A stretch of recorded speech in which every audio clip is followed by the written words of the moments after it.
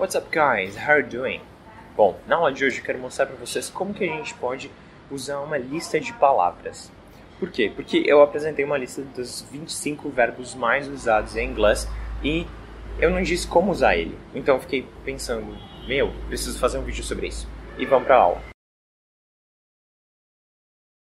Se você ainda não viu a lista de palavras mais usadas, eu sugiro você assistir, que é um vídeo bem legal e ele traz bastante conteúdo, tá? Então clica aqui e assiste, depois volta pra cá. Se você já tem outra lista de palavras, você pode usar essas mesmas estratégias para qualquer lista de palavras que você tenha. Uma das formas de você usar uma lista de palavras é fazer uma leitura guiada.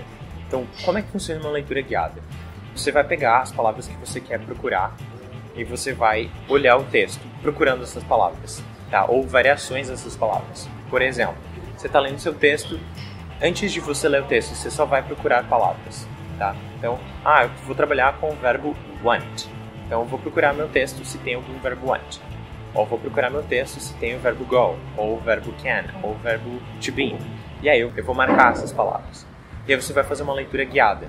Você vai ler o seu texto e você vai prestar mais atenção nessas palavras que você sublinhou ou que você escolheu para prestar mais atenção. E aí, você vai aos poucos entendendo e vendo outras formas diferentes de você usar as mesmas palavras. E além disso, vocês também vão perceber se essas combinações diferentes vão mudar ou não o significado dessas palavras. Porque muitas vezes elas mudam. A segunda dica é você prestar atenção nas palavras que vêm depois ou antes dessa palavra que você está prestando atenção.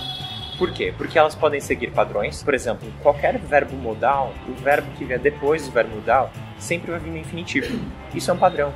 E você pode aprender coisas assim só prestando atenção na sua leitura, ou na música, ou no áudio que você está ouvindo. A gente também vai encontrar collocations, são as combinações de palavras que mais acontecem na língua. Por que a gente fala, por exemplo, make breakfast e não do breakfast? Ou por que a gente fala do exercise e não make exercise? É por causa dessas collocations que a gente tem. E você pode aprender mais lendo ou ouvindo música e prestando atenção nas palavras que vêm antes ou depois. Aos poucos, você também vai começar, quando você vê as palavras se repetindo e vê as collocations se repetindo, isso vai internalizando em você e quando você vê e você tiver a oportunidade, você vai acabar usando isso. Você também pode fazer uso de dicionários. Eu tenho um vídeo aqui no YouTube que é só sobre como usar dicionários. Eu acho que, assim, todo mundo devia assistir uma vez pelo menos, porque um dicionário tem tanta informação, ele é um negócio tão lindo, foi tão bem elaborado, que ele vai te ajudar muito nos seus estudos de inglês, tá? Então, fica aí minha dica para vocês. Usem os dicionários. Vocês vão encontrar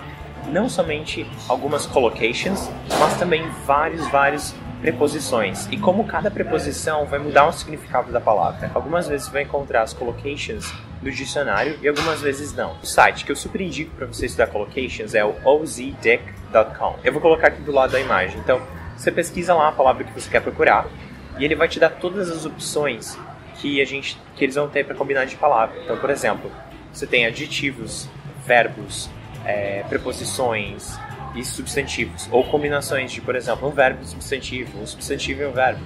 Enfim, tá? Então, e como isso vai mudar o significado? Ele te dá alguns exemplos também. Então, esse site é, maravilhoso. A quinta dica é você não querer abraçar todas as palavras de uma vez. Assim, não adianta você trabalhar com uma lista de 25 palavras e você querer aprender as 25 de uma vez. Não.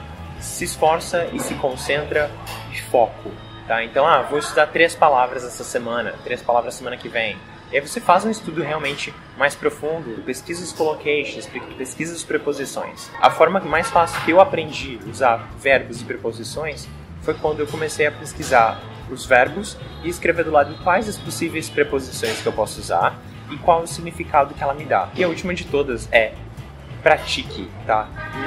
Você não vai conseguir lembrar sempre, você não vai conseguir falar ou escrever rápido se você não praticar. Imagine que o cérebro de vocês é uma cebola e ele tem várias camadas, certo? Então, toda vez que você joga um vocabulário novo dentro, esse vocabulário entra lá no meio do seu cérebro, na parte mais interna da cebola. Quando você precisa lembrar dessa palavra, a palavra tem que sair daqui de dentro para fora, para onde você fala, entende? Claro, não é essa a lógica, mas é dessa forma. É como se ele ficasse escondido. E aí, quando você usa a palavra, você puxa ele para a superfície. Então, quanto mais você puxar para a superfície, mais na superfície a palavra vai ficar. E vai ficar mais fácil para você lembrar dessa palavra depois. Então, por isso é importante praticar. Se você não tem ninguém para conversar, você escreve. Se você não tem ninguém para conversar, você pode falar sozinho, você pode gravar, você pode se ouvir. Enfim, no canal a gente já falou muito sobre várias formas de praticar a língua e praticar cada uma das habilidades, tá? Então, divirtam-se, usem a língua, expressem-se. Se vocês gostaram dessas dicas, deixem um like de vocês, se inscrevam, compartilhem com os amigos de vocês que estão aprendendo inglês, porque é isso que vai ajudar o canal a crescer e me ajudar a continuar fazendo esse trabalho para vocês. Thank you for watching. I see you around. Bye bye.